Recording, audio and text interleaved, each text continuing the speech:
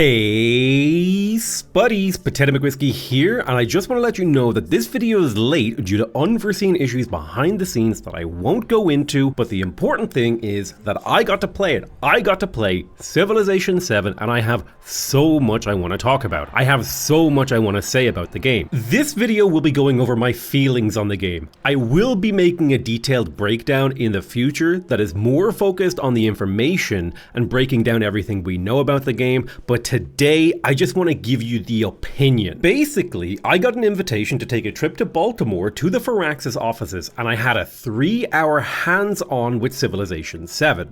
I also got to have a chat with many of the developers on the game. I even got to have dinner and beer with some well-known CivTubers, and most importantly, with Carl. Oh, Carl. You little devil. The secrets he refused to divulge despite our best efforts to get him drunk. The man is a Fort Knox of NDA treasure that even unsupervised by 2K handlers, we couldn't get him to crack no matter how many beers we poured into him. The footage you're seeing in the background is B-roll provided by the developers. For the sake of transparency, I want to let you know that my trip and accommodation was paid for by 2K. I have so much I want to tell you about Civilization VII, however, before we begin, I want to mentally prepare you. Civilization VII is not like previous Civ games, and that is going to bother you. It's going to bother a lot of people in the community. People are going to be saying negative things from now until launch. You only need to look down in the comment section of any Civ 7 content to see people spamming Humankind 2 or some other drivel. Be mentally prepared.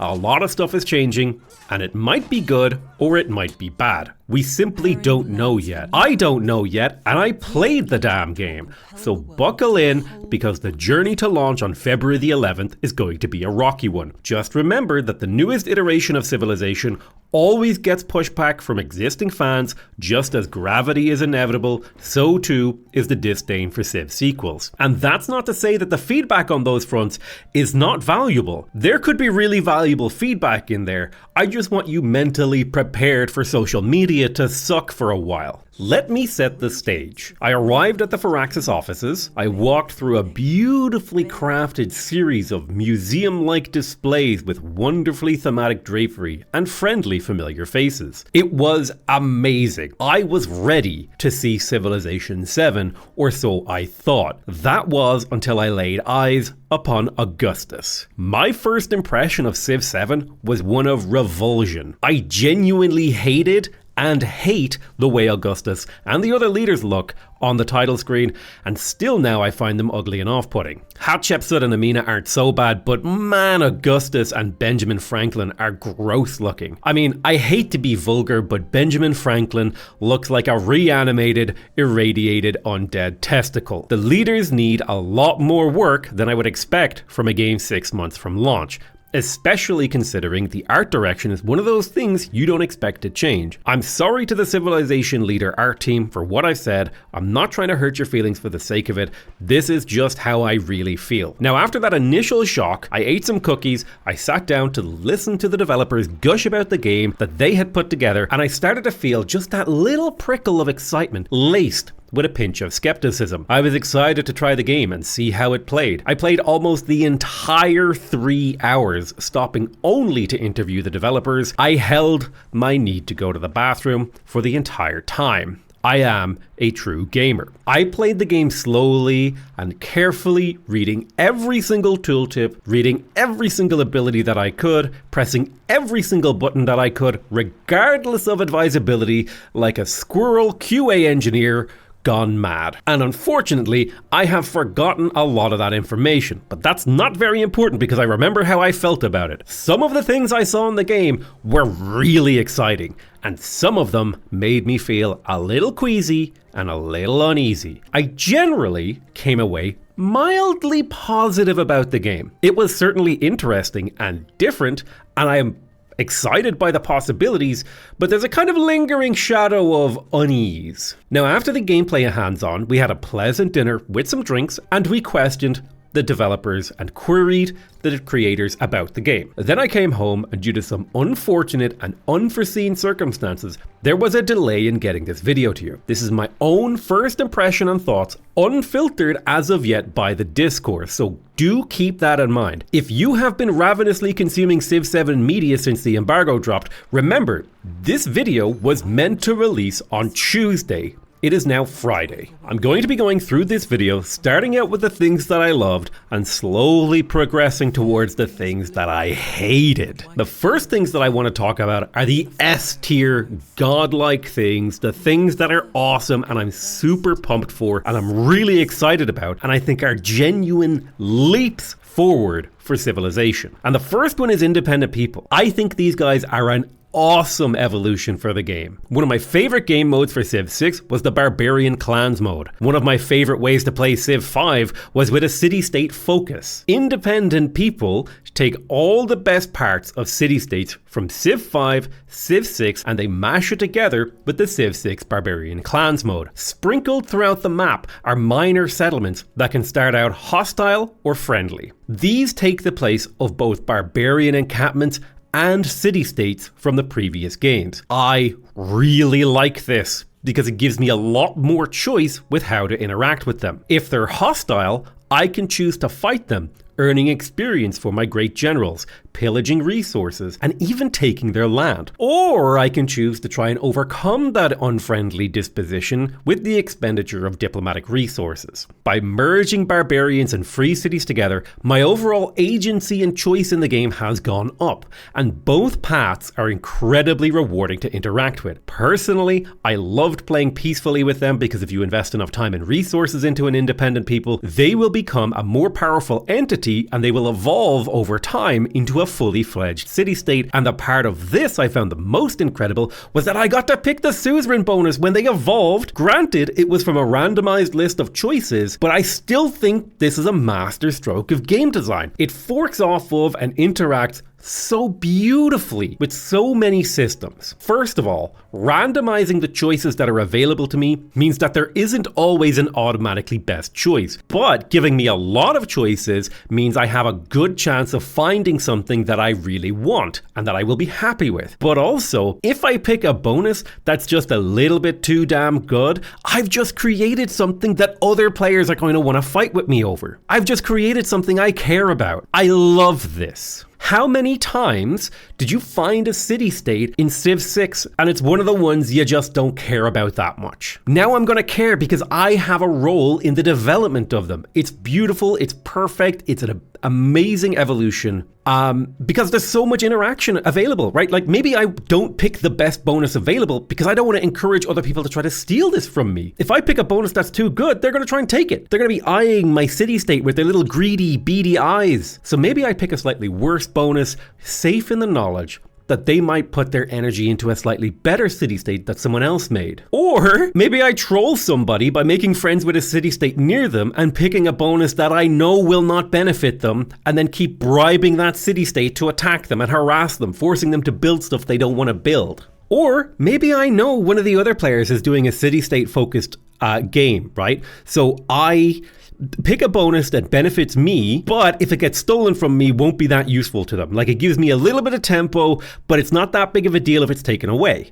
And it's not that big of a deal if they have it. Genuinely, this feature is a 10 out of 10 feature, and it could be retroactively applied to every single Civilization game ever made, and it would strictly improve them all, in my opinion. This is hands down my favorite change that they've made to the game. I'm super pumped for it. I love it. I also absolutely adore the art style for the terrain and the buildings in Civ 7. I think this is a real evolution forward for the game graphically. I think the environment artists have managed to perfectly straddle the line between Civ 5 and Civ 6 in terms of how the terrain looks, having that realistic vibe while also capturing the vibe of a diorama, while also capturing that timeless feel. And they even took that a step forward with that diorama style I mentioned. Like, it really does look like, when you look at screenshots, it looks like you're looking down at something that was crafted by hand. It is gorgeous. It is beautiful. I love the way the Terra Incognita works, with little hexagons lifting up, like a board game, lifting the tiles to reveal the terrain underneath. I could gush and squee all day about how gorgeous the environments of the game are. I love how the sheep look. Welsh people and Kiwis, calm yourselves. I also love how the other resources look. I love staring at the map, which is great news for a map staring game. Like, oh my god, we have exceedingly beautiful, navigable rivers.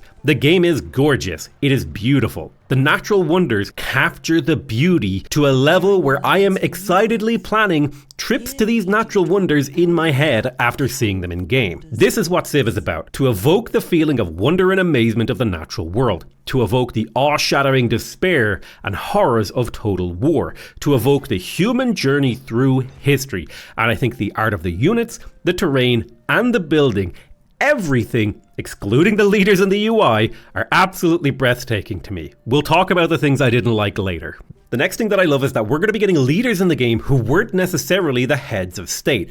I think this is a massive step forward for the game, especially for a country like Ireland, where we don't really have, like, the debate over who to pick as our leader has always been really difficult because it's either people who are alive or who are really controversial or who are really unpopular. But now you could just be like, yeah, Brian Boru. He never led Ireland, but who cares? You could just pick like a cool, like James Joyce leads Ireland in Civilization VII. Like chef's kiss. This is another one of those moments where I think this is a huge step forward. Like, okay, sure, Edgar Allan Poe was never voted for president. And I'm like, dude, I don't give a damn. I want to run a gothic horror version of America. Now get the hell out of my way. I love this change. I do feel a little bit weird about any leader leading any civilization and the civilization switching mechanic, but we'll talk about that later. I cannot explain how much I love this decision because it opens up the gameplay space and cultural space so much. Like now we can have people who are historical but important, but were never political leaders. William Shakespeare, Rasputin, James Joyce, and whoever you damn well please. I love that we're being unshackled from the requirements that leaders need to have led a country. And honestly, this is something that has been a bit of a bugbear in my side for years, where people are like, oh, you know, this person was never king of this place. And I'm like, dude, I don't care. I just think I want cool leaders. I want them to be cool. I want them to be fun to play. I want it to be cool, man. And people are like, yeah, well, I think this leader was a better leader for this civilization. I'm like, we'll do them all. We'll do them all. We don't care, okay? That's how I feel about that. I just want cool leaders. I want cool gameplay options, okay? I also love that you can level up leaders. I don't love that this might mean great people are gone. To be replaced by the leader system. I mean, depending on how it works out, that might be fine. But I like that there's a sort of a progression mechanic in the game whereby you accumulate these attribute points and you can level up certain aspects. Like you can level up your ability to generate money using the economic stuff, or you can level up your ability to research mastery technologies and mastery civics and all this sort of stuff. Very cool. I like that. I'm a huge fan of the Civ 5 social policies. I love that, and I feel like that gameplay space is now captured by the leveling up of your leader traits. I think that's awesome. I love it. Really excited, super pumped to play around with it. And I really just need to get my hands on the game to see more about that. I also love the new unique district system. Before I can explain it though, I'll have to give you a quick explanation of buildings and districts. Now, when you build a building, it has to be placed on a tile. If there's an improvement on that tile, it gets deleted, you get the worker refunded, and you build a new improvement. But when the tile is deleted when you put a building on it, a new district is created called the urban district. Each urban district can hold 2 buildings. Unique districts work like this. You take the 2 unique buildings of your civilization, and if you build them on the same tile in the same urban district, the urban district evolves and becomes a unique district, and it will give you access to some kind of new bonus. Now, there is a downside. It also means that you can never build over that tile ever again. Now, I didn't actually get to experience that part of the game, but I was told that normally when you advance to the next age, and we'll talk about age advancement later, you can actually repave over your previous era's buildings to sort of update them. And you could move, you know, like, oh, I built my campus over, like, I built my science buildings over here in the last era, but maybe it would be better if I put them over here in this era. You know, there's a whole sort of layered gameplay system for city development that we really just need more time with the game to explain. But basically, you can never do that with a unique district. But, I like that, right? Because now if I made a mistake with a building, I can erase it in the next era and be like, oh yeah, I shouldn't have put that there. Whoops, let me just move that. But also, the unique district mechanic is really cool because when you build your unique district, you get access to like a really cool new power. I think for Egypt, I forget the name of their district, but it was basically you can create this unique person who gives you some kind of bonus. So for example, I got one that gave me chariots. It gave me 2 free chariots, or maybe it was 3, I don't remember. The details aren't important. The point is the unique district system has so much potential, and also there's so much potential in, like, what if I combined like a granary and a barracks, and I got a I don't know, like a garrison fort? Or what if I combined a school with a shrine? Do I get like a religious college district? Like, there's so much potential in the 2 buildings per district.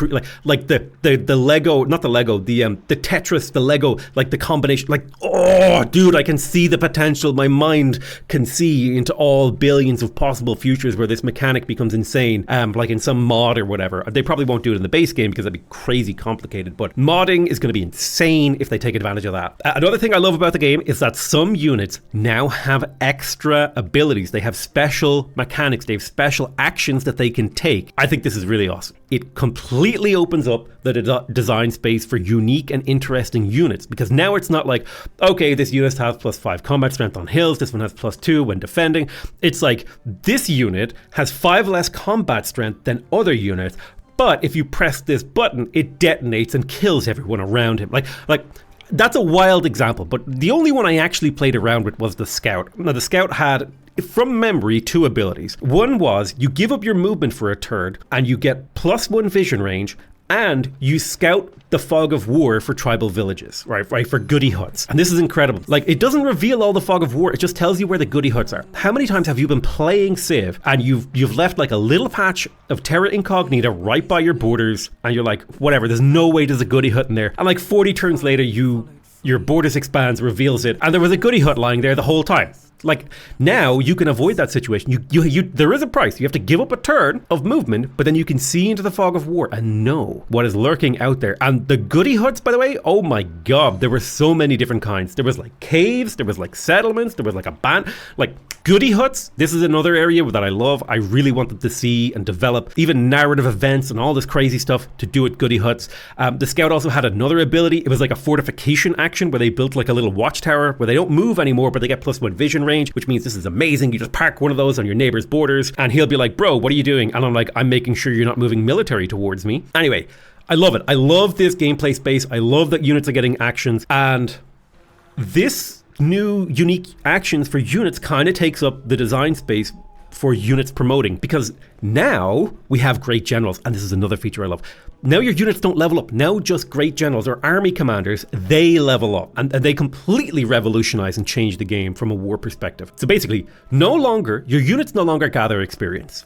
Instead, they generate experience for a great general that is within range, okay? So I attack, I get +5 experience, but it doesn't go to the unit, it goes to the great general standing behind him or to the side of him or whatever, okay? And great generals can level up, and they can upgrade special unique abilities from promotion trees to unlock new bonuses. For example, one of the great general's abilities is that they can store units inside them, okay? So instead of having to micromanage 7 units to get it to the front line, you just grab your great general, you press the suction button, and all the units get inside the great general, and you can still see them. Like they actually all step onto the same tile, and like they become like an army stack. And then you just, okay, I gotta move 4 turns over there. Boom. It's one action. You clicked once and you're moving 7 units. It's incredible. It's incredible. And then when you get there, you press another button and whoop, all the units pop out of that great general like a Trojan horse pinata of violence. It is amazing. I want to swear so much that I love it. It's incredible. And one of the upgrades you can do is that the great general can store more units inside him. And another upgrade is that like when units come out, they can still move and attack, which is really offensive. And I think there was one that like lets units heal while they're standing inside the great. I don't remember all the abilities, but there's lots of really cool ones. Lots of really, really, really cool ones. Huge upgrade to micromanagement. Huge, like, taking away promotions, giving units special abilities, and then making great generals be these like army like chunks that you build armies around. Amazing. Love it. I cannot stress how much time and energy great generals are going to save. Like, there's a reinforcement mechanic now. Okay, when you have a unit come out of a city and you're like, oh man, it's going to take 20 turns to get him to the front line. I'm going to have to send him 1 tile at a time. No, you could just click the reinforcement button, click on the Great General you want him to go to, and the game takes him off the map, gives him a small movement speed bonus. So instead of taking like 20 turns to walk over to the Great General, maybe it takes 15. The numbers aren't exactly clear. I didn't really get a chance, but whatever, right? It's a movement speed boost. And the Great General can earn a promotion that speeds that up even more. So maybe normally it would take you 20 turns to walk over there. With the reinforcement, it would take 15. And maybe with the Great General level up, it would take 12, right? So you just shave time off of getting units to the front line, reinforcing. And the counterplay is if you kill the Great General, okay, Great Generals respawn after a little while, that unit gets sent back to where it was reinforcing from. So now Great Generals become these incredibly important, like, I'm trying to think of the word, like these pivot points that your battles merge around and twist and turn. And the multiplayer combat for Civ 7 is going to be wild. Okay, I cannot wait to see it. I cannot wait to see what CPL players do with their hands on it. Because so much pointless micromanagement is gone. This is gone now. And the potential for Great General promotion trees and mods and all this stuff is awesome. There's like flanking bonus stuff you can do. You can either make a Great General, make your units resistant to flanking or good at flanking. You can also level up a Great General to become a governor of a city. It just gives bonuses to the city when he stands there. I am super hyped for these changes. I cannot wait to get my hands on the game. I cannot wait to play around with Great Generals. Oh, these are the features that make me excited. I also love that now civilizations have unique research options that unlock for them special bonuses that stay for the entire game. This is really cool. I didn't get to play around with it too much, but I love it. I think it's awesome. I'm super excited for it. There's also masteries for technologies where you can like double down. Like let's say, okay, I don't have many mines in my city, but I have a lot of fishing boats. So I'm going to research fishing mastery so I can get +1 production on my fishing boats or whatever. I don't remember the exact mechanics. Super awesome. Super excited.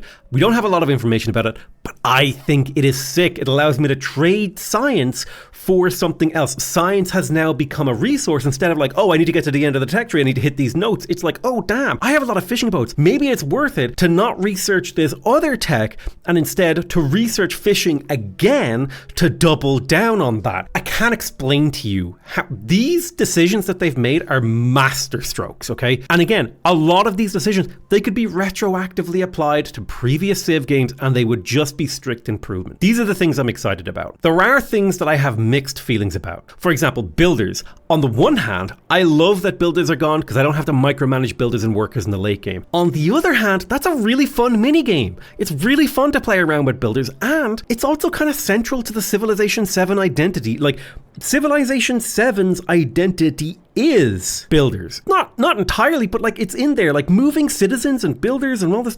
That feels to me, it's like that is one of those fundamental building block things that's been there forever. And it's a big change to take it away. And I have mixed feelings. I love that the micromanagement is gone, but I don't love that the mini game is gone. So I'm of two minds of it. My current feeling is, what if it was there in the first era and they got rid of it in the next era? I don't know. Or maybe they found a different role for builders. Maybe builders are only for resources improvement.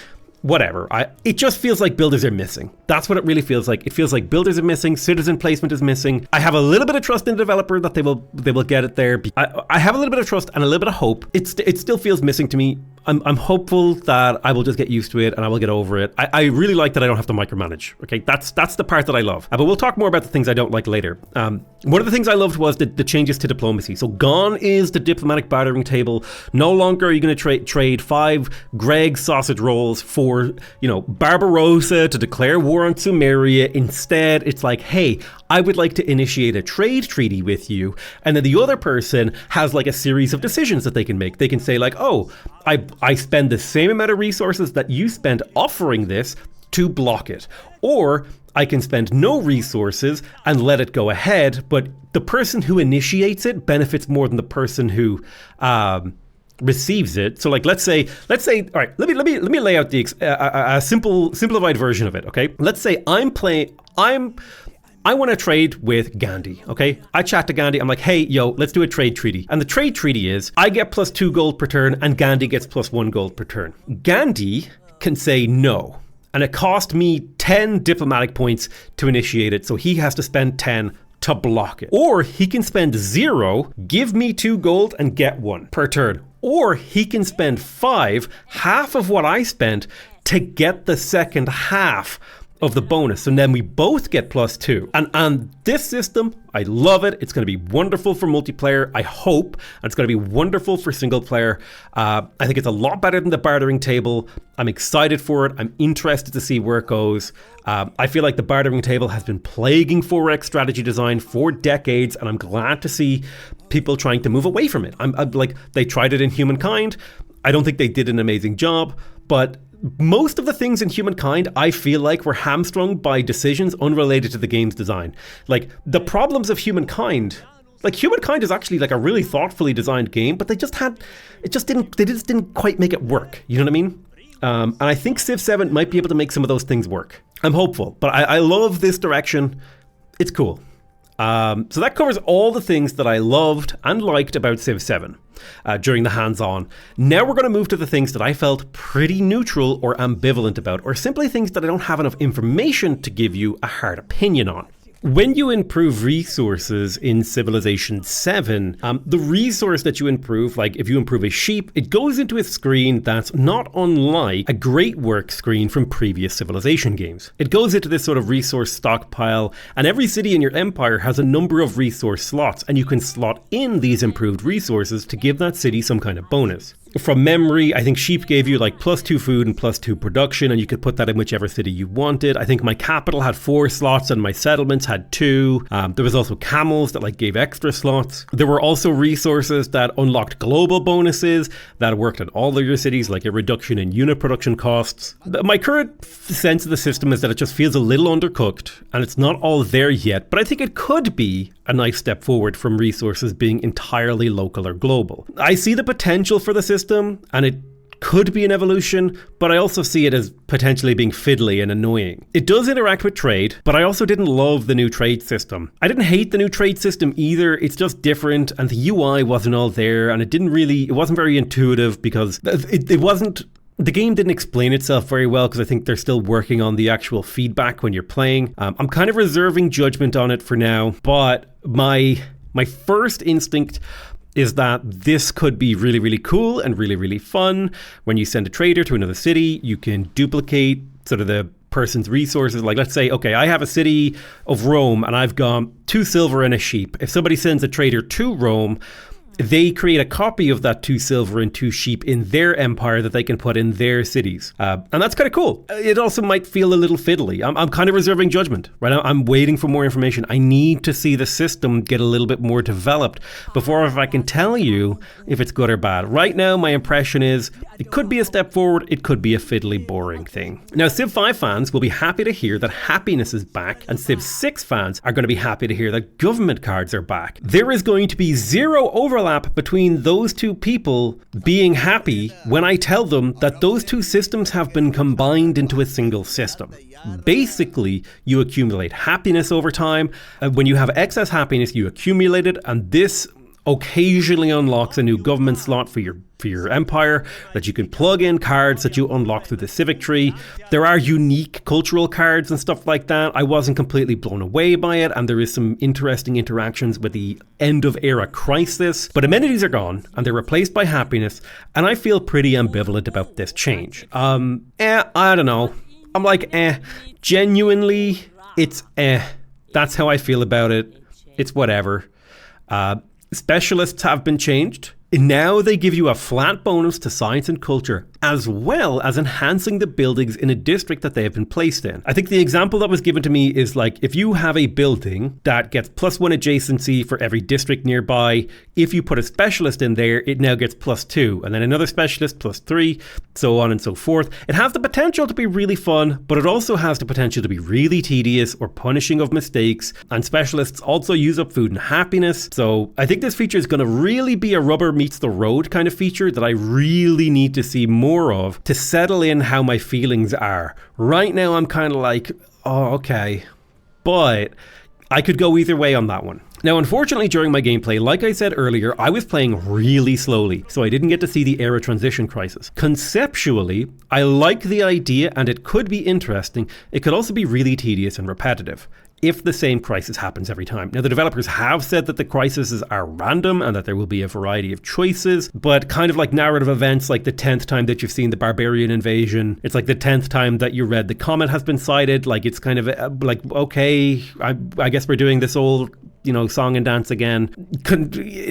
I worry that this could feel contrived. It could be fun. I think it has potential, but time will tell us how it really shakes out. There's also now a soft limit. It can be increased, a soft limit on the number of cities you can have, but it can be increased based on different actions of the game. If you exceed the city limit, you get some kind of penalty. You can research technologies that give you more city limits. Personally, I'd like to see a bonus for being under the city limit as well for people who want to play with less cities, but I don't know enough about the game to know if anything like that is in yet. I'm also okay with soft city limits. The penalty to happiness for going 1 or 2 cities over seems reasonably manageable, and I don't really have strong feelings about it. I do think it will help with the infinite city settling of Civ 6, and bringing the average empire size down a little bit will help a little bit with micromanagement. I don't know. I think this is another one of those features. It has potential to enhance the gameplay. It could also just be annoying and burdensome. But right now my feelings are, okay, it's fine.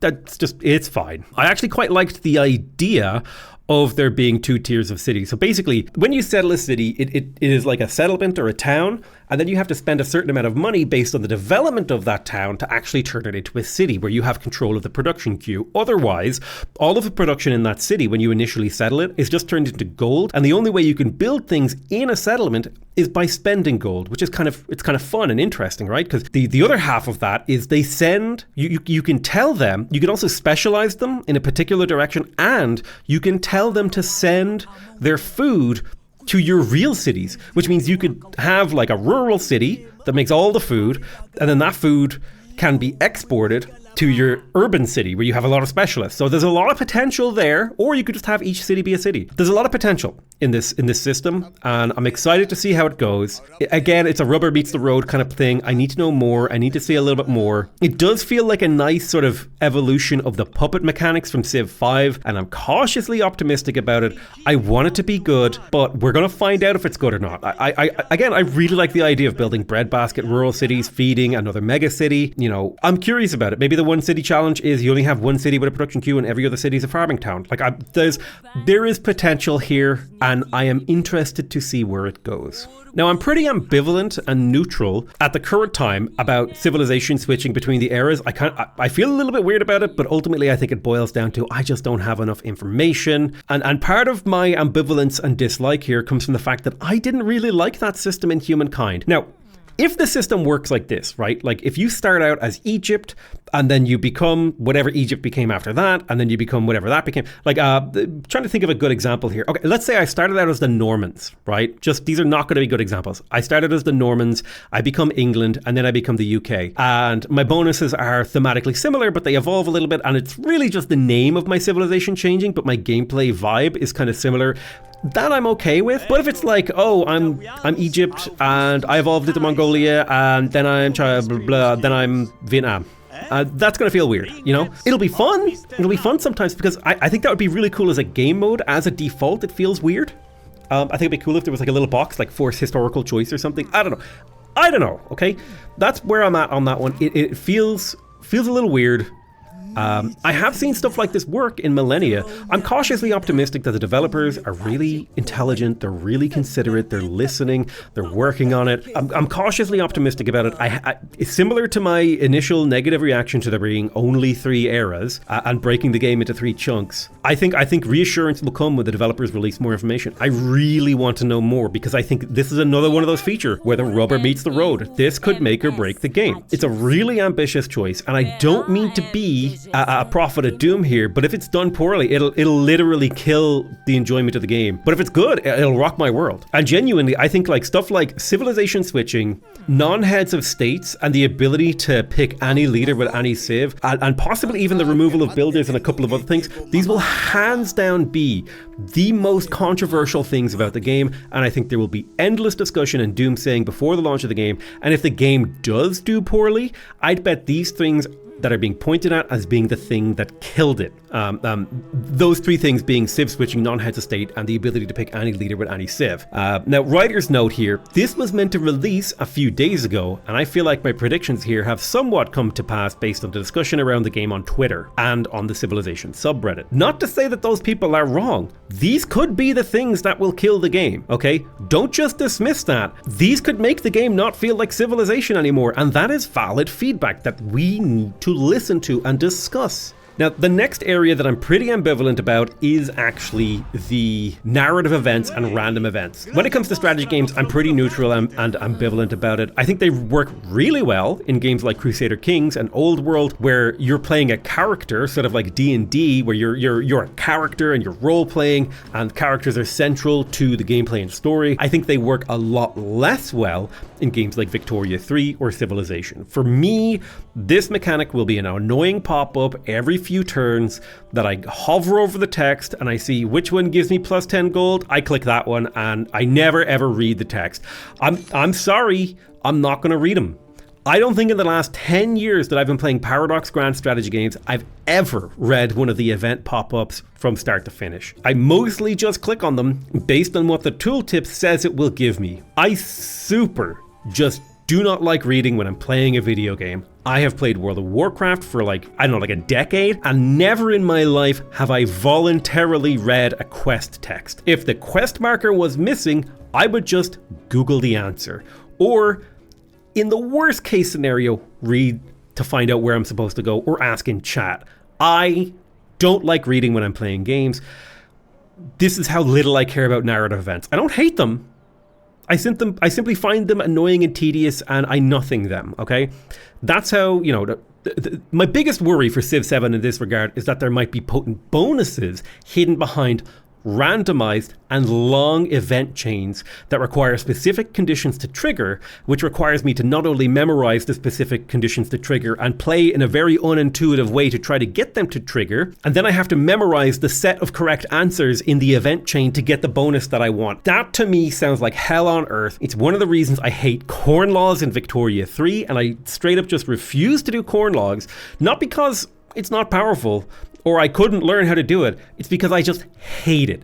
This idea, honestly, that part there shouldn't be in the neutral part. If that's in the game, that's in the hatred section. And I will be banging the drum and complaining about this if it is in the game from the minute it releases until the minute it's fixed, if it ever gets fixed. Because that there is one of the things that will turn me away from the game. Now, look, here's the thing. I'm sure there's a lot of people out there who will love them. I'm sure there's a lot of people out there that will love the narrative events. I like narrative events in Old World. Old World, super fun. Crusader Kings, super fun. I don't really like the narrative events in Humankind. I don't really like the narrative events in Victoria 3. I just don't. And I don't even really like them in Stellaris because, again, it's like this annoying thing. I have to memorize the correct path through an event chain to get the thing that I want instead of actively making a decision. It feels... here's the way I'll describe it. Remember when Humankind came out and they hid what was required to unlock the social policies? And you had to do random stuff to try to get them to trigger? I hate it. I viciously hated that. And this sounds like that. And I'm gonna be mad about it. So that was technically meant to be all the things that I feel pretty neutral about, but towards the end there we got towards the hatred. And let me tell you, you guys are gonna be here for the hatred, because let's get into the hatred section. The first thing I didn't like about Civilization VII was the UI. It needs a bit of work. My initial reaction to the UI is strongly negative. I think I will eventually get used to it or install some kind of mod that will make it bearable. I also think the UI is one of the last things that gets worked on and finalized in games before release. So I gotta forgive them for assaulting my eyes with tiny icons on a 4K screen with no UI scaling, and I'll give them the benefit of the doubt that they will deliver on this front before launch. If they don't, I will be systematically going through and hating upon every single feature of it purely for the love of the game and wanting it to be better. Right now it's a little bit too early to tear it down, but suffice to say my initial impression of the UI was pretty strongly negative, mostly just due to first impression. A little bit of time with it, I'm sure I'll warm up to it, we'll see how it goes. Rubber meets the road. Now, I also really didn't like how building spammy and district spammy city sprawling got towards the middle and end of the era, this might be one of those things where they just need a little bit more time to iron out the kinks in the balance, or they simply need more time with the game. I simply need more time with the game. It's simply too soon. It's just too soon to tell how this feels yet. I really liked the unique district stuff, and I can see the potential in the layering of the buildings thing, but I wasn't sold on the urban sprawl of cities yet. I'm a little bit worried that cities will now become kind of unmanageable carpets of doom, where you click, okay, I want to build a stable, which number biggest, I place it there, and I think it's going to be a bit of a boring system. I liked the sort of vibe of Civ 6, where it's like, okay, I see a really, like, you only had so many districts you need to keep in mind, and you could be like, that's a really good district spot. And I think we've reached a point of complexity here where it becomes unfun. That's the problem there. I think it might need to be a little bit more simpler. I think they might need to simplify a little bit, but again, it's going to be something that I might need a little bit more time with. We will see how it shakes out. I didn't love it initially, and I don't know how I feel about it yet. I think I'm a little bit negative about it. I don't know. I think it might suck. I also missed units leveling up. There was a kind of XCOM vibe to having a unit that you renamed, and you got them to level 7, and you got them to level 10, and you got them all these kick-ass promotions, and you attached stuff. Like, it was a real achievement to level a unit up. And while I appreciate how much micromanagement this will remove from the game that is now being replaced by unit special abilities, I worry that this is just one of those changes that will make Civ 7 not feel like a Civilization game anymore. I like upgrading my units, but I hate losing highly upgraded units. I recently played Civ 4, and that game's combat system is the most swingy of any Civ game. A massively promoted unit could die, and it felt awful. I think this could be a positive decision for the game, but I kind of just like promoting units. It's a fun mini game, and it'll be missed. I'll miss it. I'm sure I'll get over it, but man, I like it promoting units. And I'm going to miss builders too. I understand why they're gone. I understand the rationale, because there wasn't really, builders didn't necessarily give you real choice, but on the other hand, it's a fun mini game. It's a way a person can master the game, but also it's a barrier to entry for new players. And builders has just always been there, and getting rid of them feels bad, man. I like builders. I like workers. I hate them when it's turned to 100 and I have 20 of them running around, and I'm just deleting them or automating them, or I'm trying to place natural parks, deleting forests and building forests. But I think these mini games are fun, and they're important, and they feel missing. I think builders are an important mini game to the Civilization franchise, and I think it's a mistake to remove them. At least remove them entirely.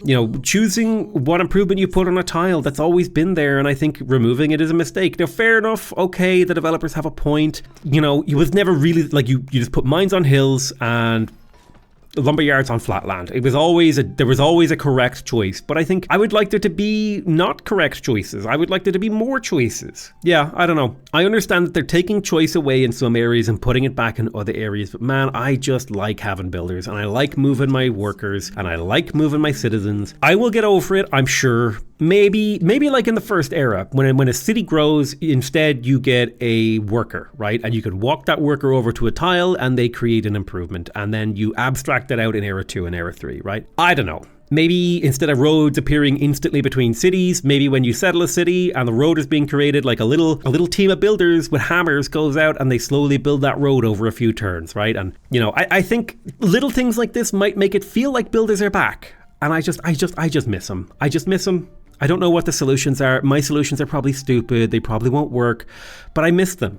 I miss builders. I miss them for the first third of the game. I don't miss them for the second 2/3 of the game. So I'm a little mixed about this one. Now, in the build I played, In the build that I played, I was able to found a pantheon, but religion also felt missing. Religion was just gone. It just wasn't there. At least that's how it felt. I got a pantheon and I built a shrine and I did a few different things, but I've kind of grown accustomed to one of the first things you do in a game is you start doing religious stuff. You start, building temples and shrines, and you start getting missionaries and you do all that stuff, and it just felt like it was missing. And I like it when Duncan forms a religion called My Balls, or Daltos makes the religion of potato will die or whatever. These are fun little moments in the game that it just felt missing. Now the developers have said there will be more information on religion in future, so we will have to wait and see, but my immediate reaction is strongly negative. It feels missing and I don't like it. I want more religion in the early game and less in the late game, unless I specifically gear my playthrough towards religion.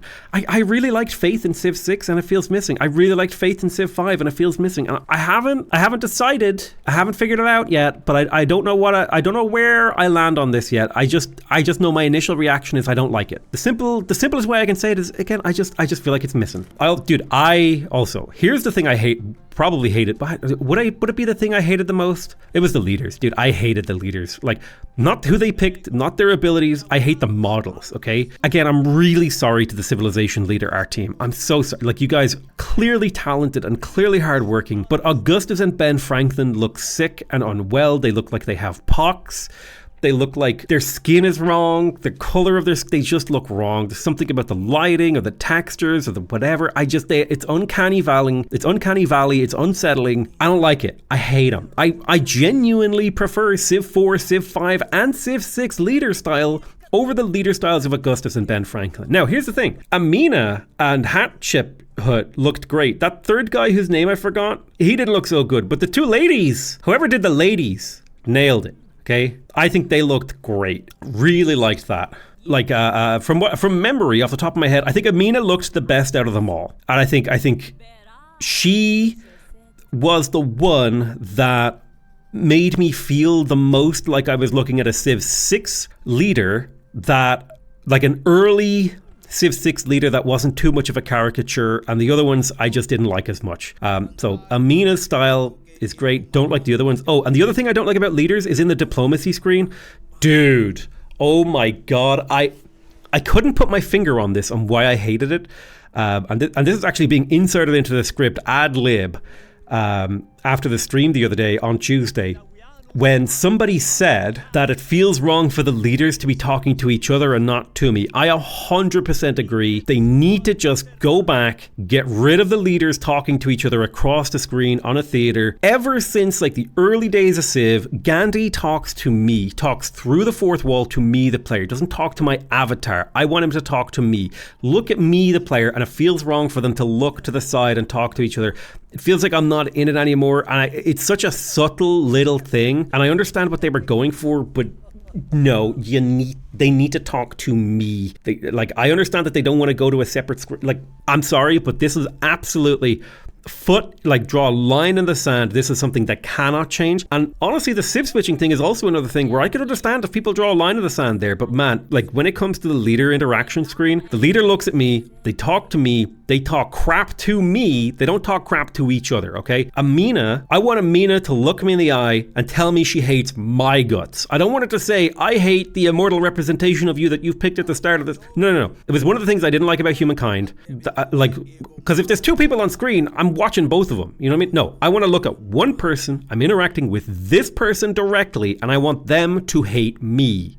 Or love me. It just felt wrong. And it's got to change. That's the one thing about the game where I'm like, this categorically, right? A lot of the other things I'm like, I don't know how that could go. This one absolutely needs to change. Massively. Like, I'm going to be crying about this until they fix it. Kind of tier change. I much prefer it when leaders speak to me directly.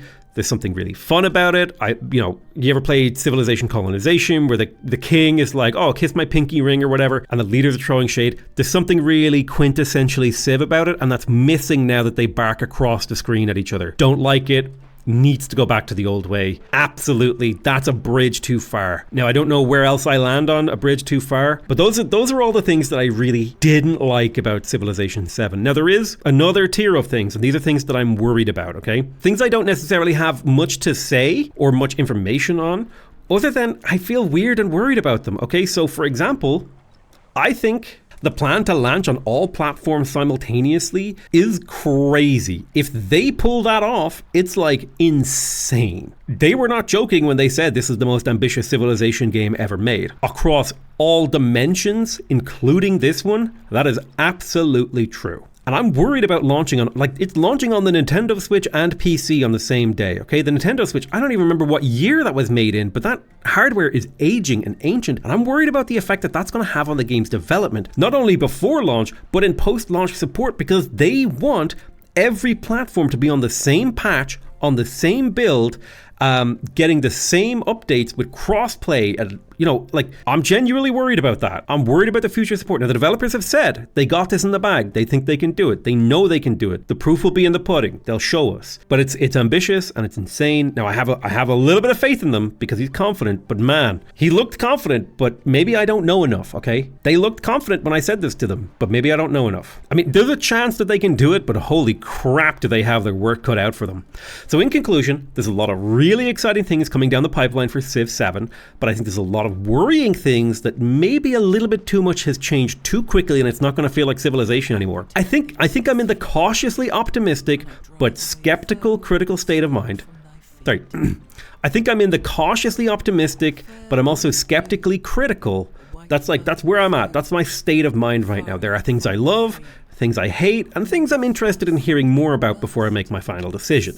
Regardless, I'm excited for what the future holds for Civilization. Please look out for more Civilization content from me. I'm sorry about the delay. I love you all very, very much, and I'll see you guys next time. Bye-bye!